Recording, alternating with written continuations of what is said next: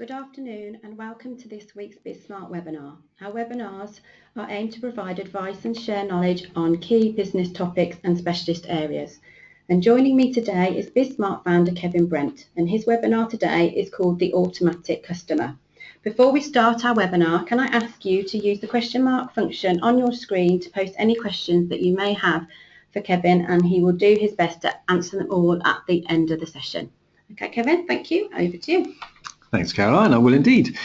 Well, good afternoon. Thanks for joining us. Slight change of time this time, so thank you for bearing with me for that. So this is a really, for me, this is a really important topic, this idea of recurring revenues, and it builds on, I'm not clicking through here, builds on the last webinar that I did, which is about how to build a business for value.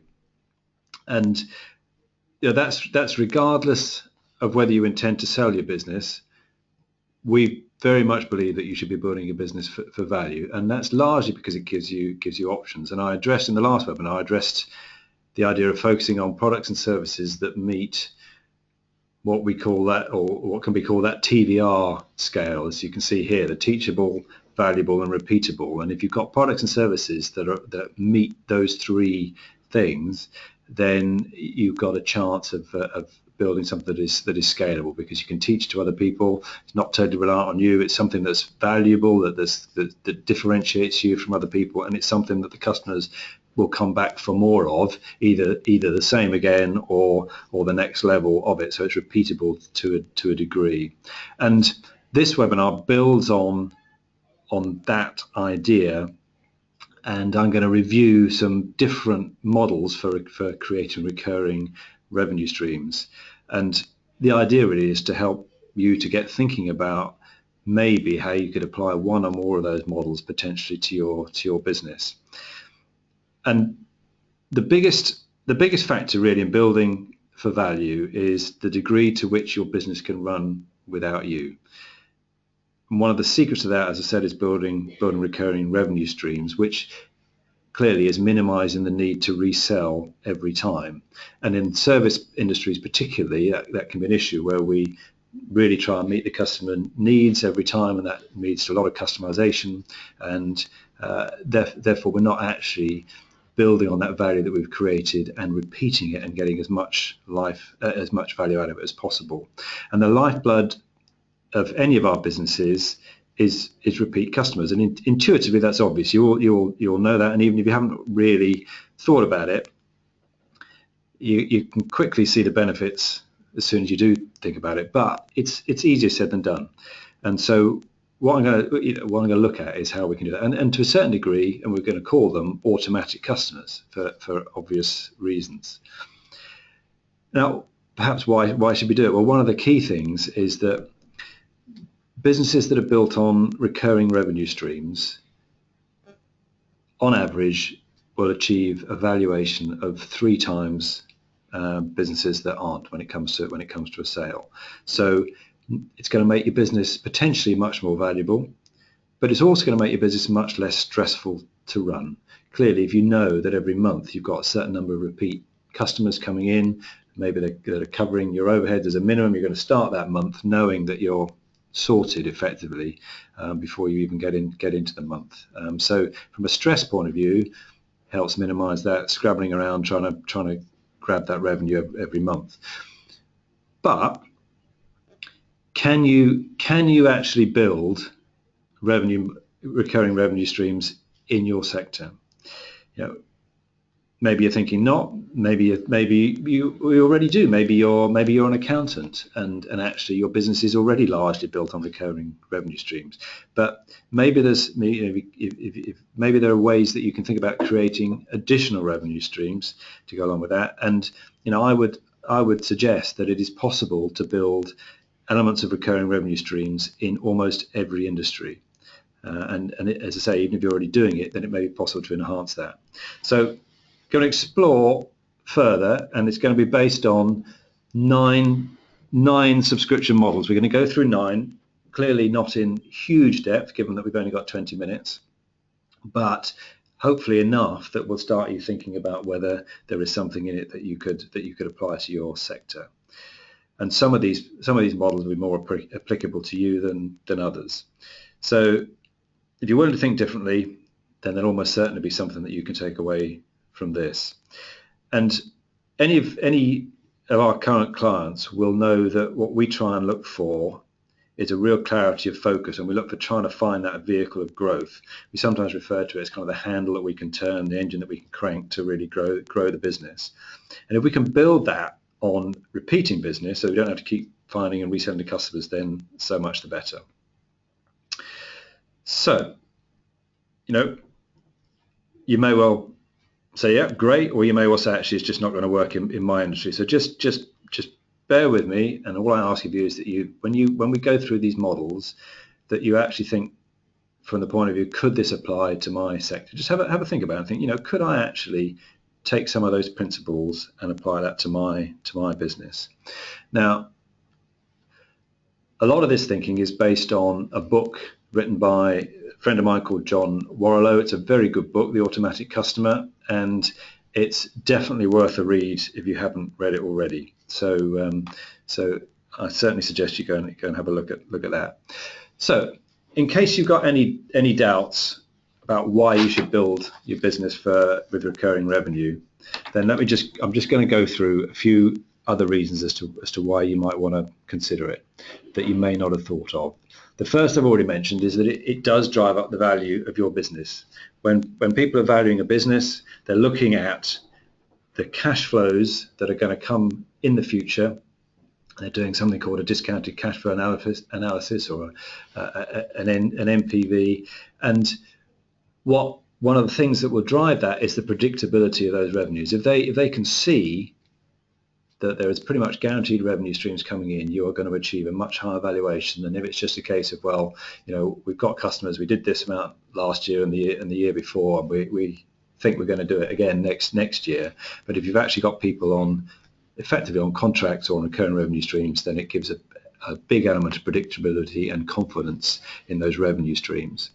The other thing it does is it actually increases the lifetime value of your customers, because once people are on a subscription or a recurring revenue model, then once you get through the first 3 or 4 months with them, unless you do something really wrong to piss them off, as it were, if I can use that, then they're going to stay with you for quite a long time. So the lifetime value of customers tends to be increased. The other thing that it will help do and helps to do is to smooth out demand. So most of us within our businesses have busy periods and quiet periods, and one of the things that the recurring revenue streams do and subscription models do is to smooth out that demand.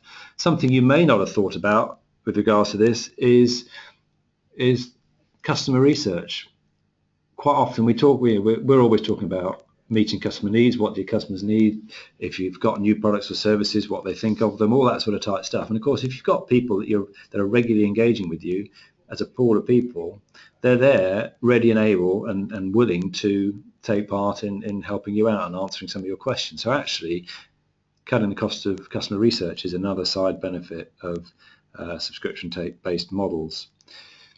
Clearly, it's going to automate the collection. So again, we talked before about the invoicing cycle, and typically we do the work. We agree to do the work. We do the work. We pay out whatever cost of materials or whatever it is, and typically we'll then invoice with terms of 30 days or whatever it is. So our cash isn't coming in until quite a long time after we've actually done some of the work. Well, obviously on a subscription-based model, it's happening on a recurring, repeating basis, presumably by standing order or direct debit or something like that. So it makes that side of things so much easier.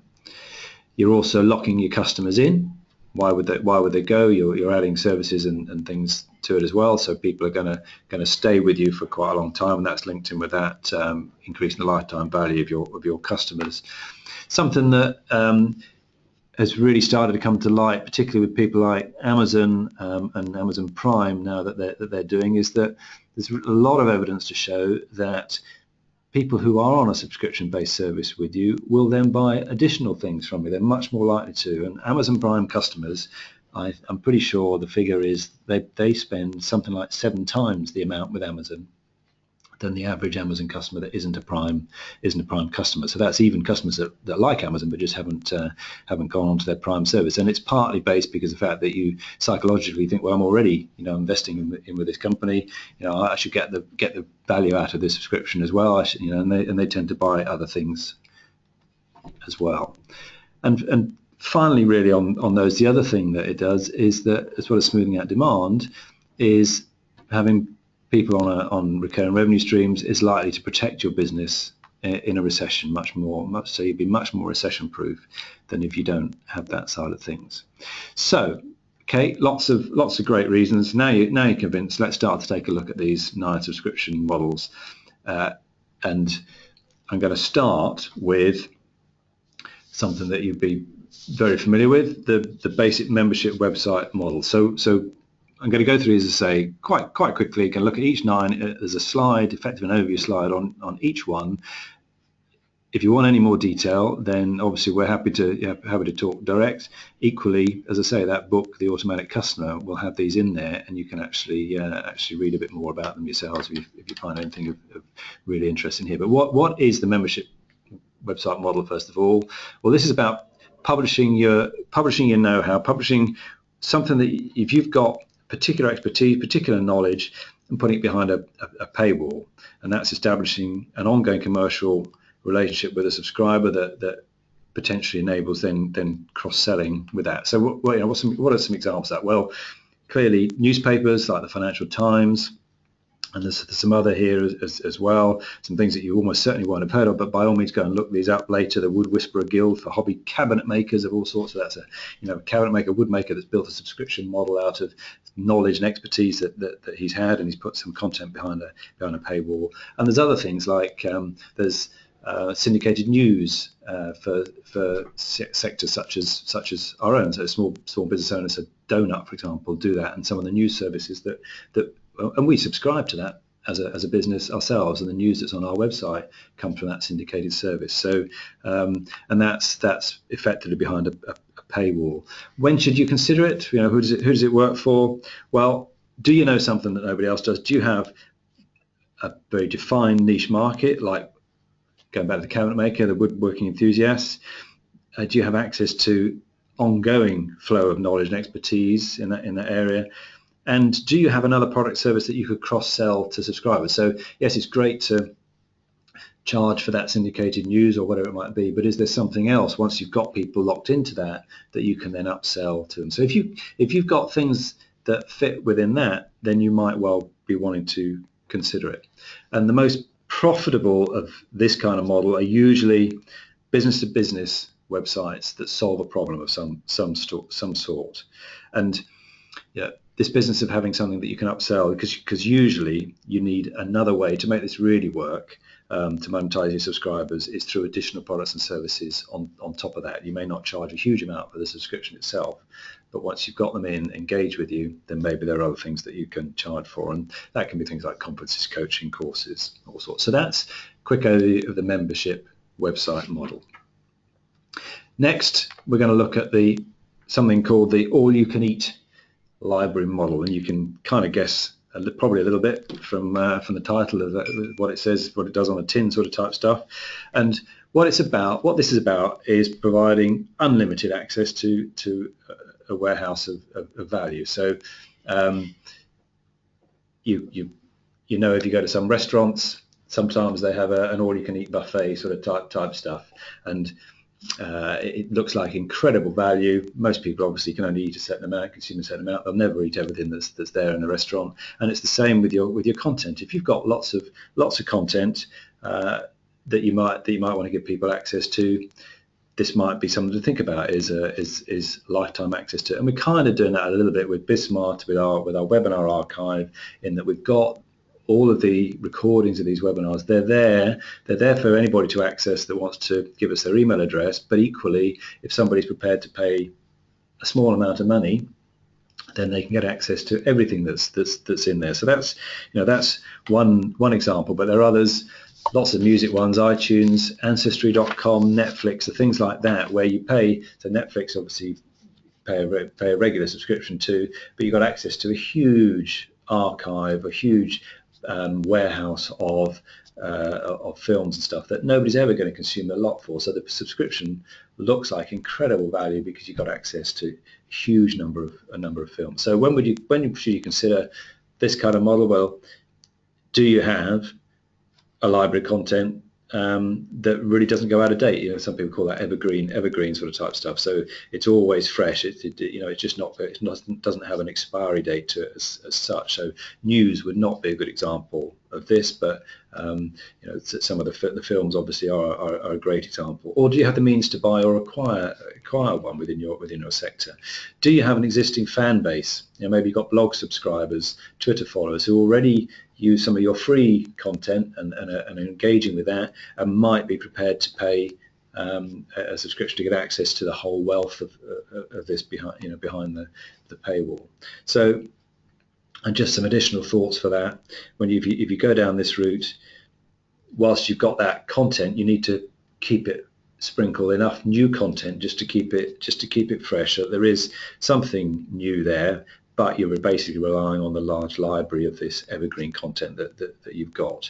And you may need to think about partnering with somebody who's got other content to build a sufficient library, because clearly for this you need to have quite a bank of stuff. So that's the all-you-can-eat library model. Another model is something called the private club model. So this is where there's an element of exclusivity to what you're offering. So you might call it a premium type service or a VIP club or whatever you might call it. And it's this is where you would offer your subscribers access to something that's a bit rare, a bit in short supply. And some of these are exclusive in that you have to be a special kind of person. So or a special kind of business. You've got to reach a certain level or reach a certain status to make the cut to get into this kind of service. So private sports clubs are an example of that. There's something called the Genius Network, which operates, I believe, largely in the States, really, but where again you've got to have reached a certain level within your business to actually become a member of this network. So people want to join it because they know that the other people that are going to be there are people that they want to mix and rub shoulders with.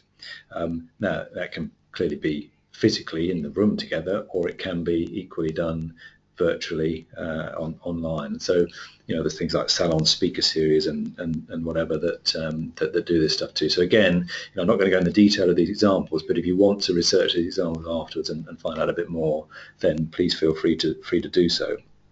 When does this work, or when should you consider it? Well, do you have a service or indeed an experience that's in limited supply and that is in high demand with ideally an affluent group of people, so a non-price sensitive group of customers, or perhaps do you have a market of high achievers that are looking to move up the ladder? And that's partly what the Genius Network is based on, as indeed I think the Tiger 21 is as well. So some additional comments there. You've as with perhaps a few of these models, you kind of got to force the customers to make a decision. If they want to have access to that, then they've got to make that long-term commitment to a relationship to get it. So it's got to be something of value that they would see. And equally, you've got the challenge here. You've got to keep it exclusive. You've got to avoid that temptation to reduce those entry requirements, because the minute you go too far down that and it just becomes anybody can get in sort of type stuff, then you lose the whole principle of what the private club model is based on. You've got to keep that value. So that's the private club model. Another one, next on the list, the front-of-line model. Now, you'll all be familiar with things like Disney or whatever, where basically this involves selling priority access to a group of customers. So if you go to Euro Disney or Disneyland or any of those places now, you can all buy these passes that get you to the front of the line and avoid you having to queue. So that's they're physical examples of that. But equally, businesses like Salesforce.com, and indeed perhaps some IT service sectors, this might be applicable to in the IT service world, where people get a level of priority service. So you get a basic level of support, which is perfectly adequate with something like Salesforce. But if your business if it's mission critical to your business and you need support within 15 minutes, then you need to consider the front of the line model of the premium level of support.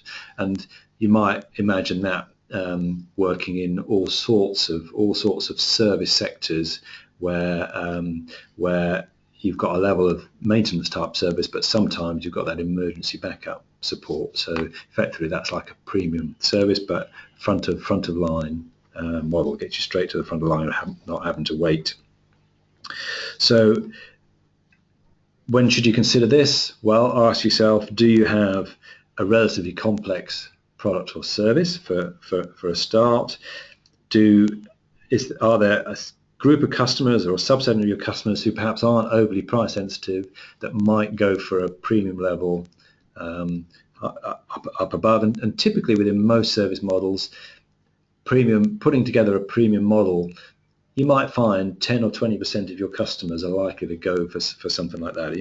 Keep it in that sort of ballpark. It's certainly not going to be much more than 20%. Otherwise, it starts to lose that element of exclusivity as well within this one.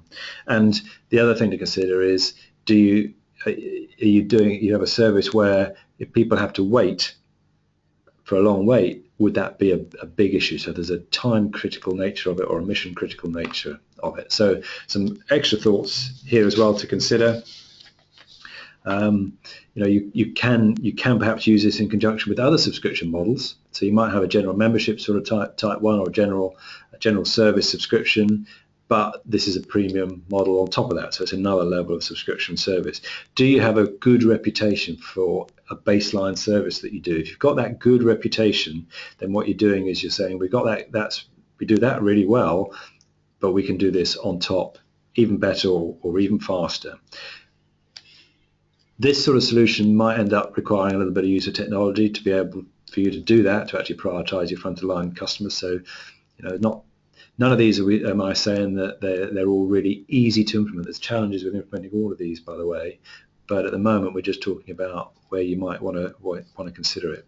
And this can also work doubly well where your customers are other small businesses and they perhaps lack their own in-house resources to do it. So IT support is a great example of where this kind of model obviously works. So we're coming on to the fifth one of these 9. I hope you're keeping track. I'll go over and just give a list of them at the end. But the next one is something called the consumables model. And actually, you can imagine what this is. This is where you're offering a product typically rather than a service. So most of the other ones we talked about so far tend to be service-based. This one is very much product-based.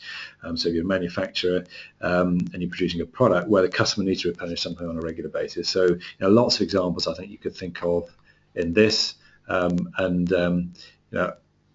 Nespresso is a good one that we subscribe to. You buy the coffee maker, the machine itself, but of course you've got to keep buying the little pods that you put in, or whatever you call them, at 30p each or something like that.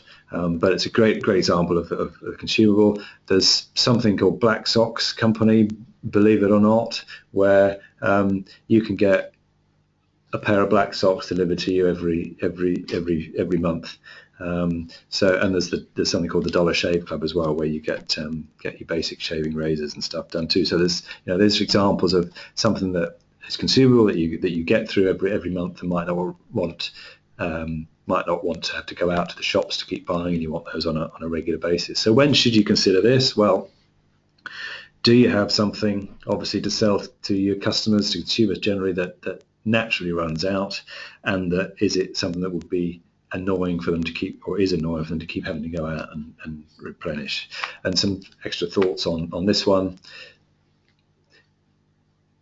You need to make this your brand. So even like the Dollar Shave Club, my understanding is that they buy all their materials from elsewhere. They don't make them themselves, but everything's rebranded so that it is very much under their own brand, the Dollar Shave Club. And so even if you buy it in, you want to create the brand yourselves, because otherwise people will start thinking, why should I go through you? I'll just go direct to wherever it is. You will need more than just price, because in some of these markets you will be competing with some pretty big players who've got ability to drive the prices down. So you've got to build a customer service experience really around that as well. So it's more than just the product itself. So this might be where you actually build in some of your unique content and things as well. So you combine it with a kind of that subscription model on the content sort of type side of things. And clearly here you could be into logistical challenges with large volumes and things like that. So this is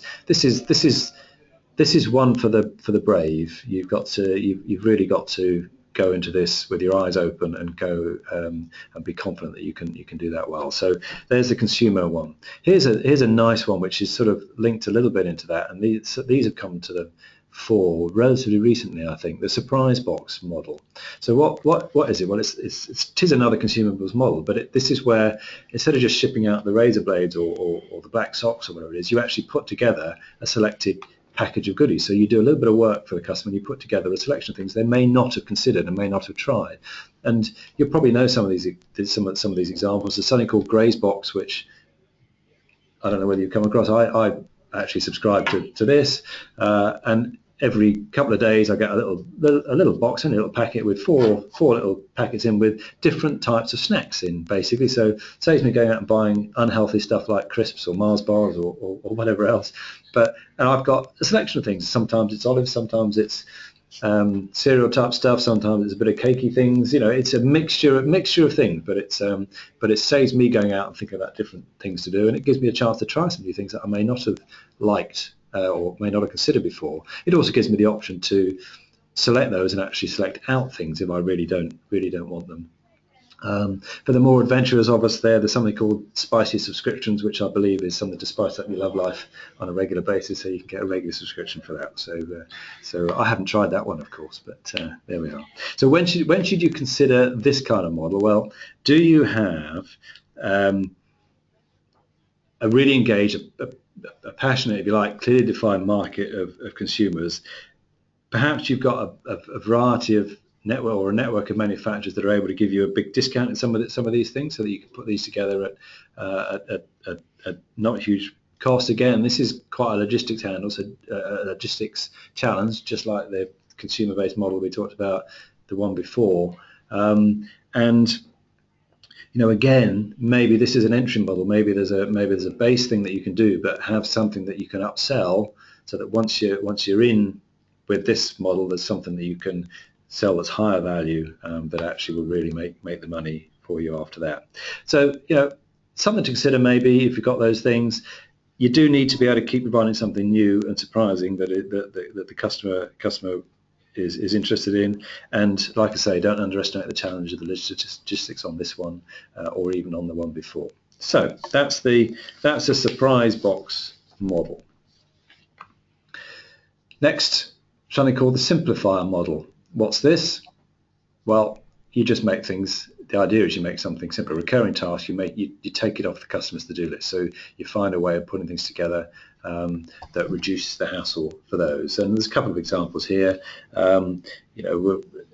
Pool maintenance is a fairly obvious one, I suppose. Any kind of maintenance where people have to do it regularly. It is a hassle to do, and maybe you can do a service that does it for them effectively. And home free service is another maintenance one on the home side of things. But I'm sure if you thought about it, either this could work across. It's generally going to be service, but it doesn't necessarily have to be physically in front of the customer. There will be things, if you thought about it, that maybe you could do for your customers online that would simplify the work that they have to do. So it's another nice little subscription model. When should you consider it? Well, again, do you have a service that your customers need on an ongoing basis? Ideally, again, you've got some premium type customers, people that are busy and are prepared to pay for somebody else to simplify things. It does work really well for personal type services, and pet grooming, massage, window cleaning. Window cleaning is a fairly great example, and it still amazes me that most window cleaners don't actually tie you in any way. I mean, our window cleaner comes every month. He rings up every month, says, "Is it all right to come?" But actually, I could say no at any time. He's not on there's no kind of ongoing deal with him. And maybe there should be. So some thoughts on that one.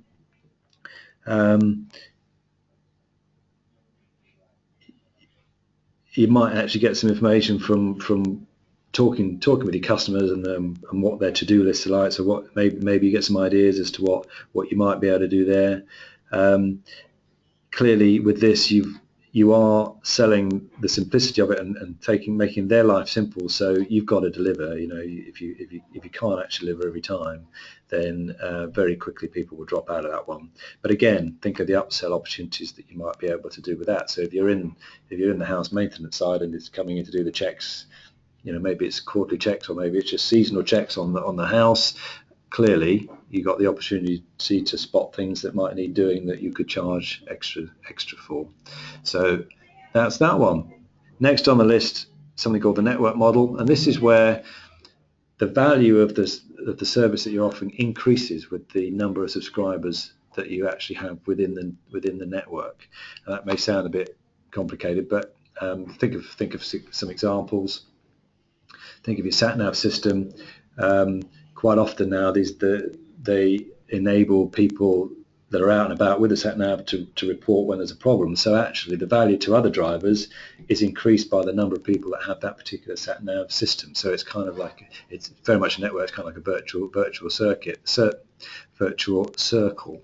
So think of things like that. There's online gaming, where obviously the more people you've got online, the more fun it is. Telephone is the original example, I suppose, of the network model. One person on the telephone isn't much good, but when you've got all your friends are on it, then fine. And WhatsApp is a current one of those where you see that. So that's that kind of network model.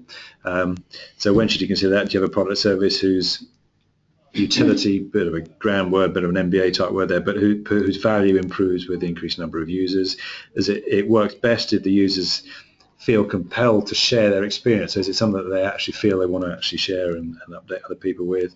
And quite often this is a tech type model, you know, where you're dealing with tech savvy people, and it's to do with the connectivity of that. Not always, but quite often. And the trick around this model is to get it really going with a small group of people first before you roll it out huge. It's best. I think this is best for rather than best of company. This can be an expensive one. Especially if you can build up all that tech to go with it. So again, this isn't one for the faint-hearted. So I'm going to finish off the last of these. Appreciate this has been a bit of a rapid tour, and we're running out of time though on here. But the last of these models is something called the peace of mind model, and this is about giving the peace of mind, basically the insurance against something that your customers hope won't happen. So it could be tags for your dogs. If your dogs get lost, LoJack is a similar sort of thing for vehicle recovery. The stuff to do with Alzheimer's and Experian again with the credit side of things. You know, people pay the regular subscriptions so that they're kept informed if something does happen. But clearly they hope that nothing ever actually will go wrong. They won't have their credit score to go down, or people that steal their identity. But so people will pay that subscription for that peace of mind, basically. So is there something in your business that you could offer a peace of mind sort of kind of type subscription to? So when does this work? Well, do you have something that's difficult to replace, that would be costly or possibly even impossible to replace? It's a bit like an insurance sort of type service, this. Maybe you've already do a roofing type business here, just for this example. So actually, it wouldn't cost you very much more to provide that extra service, so that you can come and repair things if need be. And do you have ideally here, you actually got a history, you've actually been doing a business like this for a while, so that you've got an idea and are able to predict the likelihood of these claims, so that if you're charging a certain amount against this actually going wrong, just like an insurance company would do, they know that on average, unless you get really hit by floods or something, that on average you're going to not need to pay out as much as you're going to be taking in your claims. So comments on that: yes, you've got to be careful about limiting your risk, and this is different from the Simplified model, in that you're only actually going to be delivering the service if something goes really wrong with that. So actually, another example, one of the BizSmart clients certainly provides easy backup, provides backup services for if your IT system goes down and stuff like that, and there's a number of models like that. So that's another model like that. So as I say, that was a whistle-stop tour through those 9 subscription models. You might want to listen back or look at the blog, because the blog is on the website as well, and all of this is on there. And if you want to think through these things again and actually really see if one or more of these models might have some elements that you could apply to your business, and I suspect if you really think that through and think in your business that way, there will be something. And as I go right back to the beginning, there are lots of good reasons why it would be great to move a business onto a subscription type model, and in many cases, in fact in most sectors, it is possible to do it, but you've got to really want to do it, and then start to really look at the ways as to how you could build that business and make it happen for you. So if you want to know any more about that, then please feel free to contact us either through the website or direct. And you'll know that we're running something called the Smart boards, where peer review type boards, where we're working through a number of issues with businesses, and this is one of the sorts of issues or challenges that we would look at working with businesses to try and help them create recurring revenue streams within the business. So thanks very much. Perfect. Thank you so much, Kevin. Right, you've had a couple of questions coming through. The first one's from Louise, and she said, this all sounds great, but what are the downsides to move into a subscription model? Okay, well, yeah, as I hinted, it's not necessarily really easy to do this, and it is difficult to get people to part with money on a long-term basis, on a repeat basis, even small amounts of money. It's easy to think, oh yeah, we only charge £5 for this, and we've got 500,000 people doing it. We make an absolute fortune. It's never as easy as that. And one of the first things is you have to really have something that has a very high perceived value. So if you're gonna try and do this, people have got to think, crikey, that if I buy a subscription, it's only going to cost me X. Whereas if I just had to buy it one-off time at some point, it would cost me X times whatever. So people have got to really see that there is something of extra value to that subscription.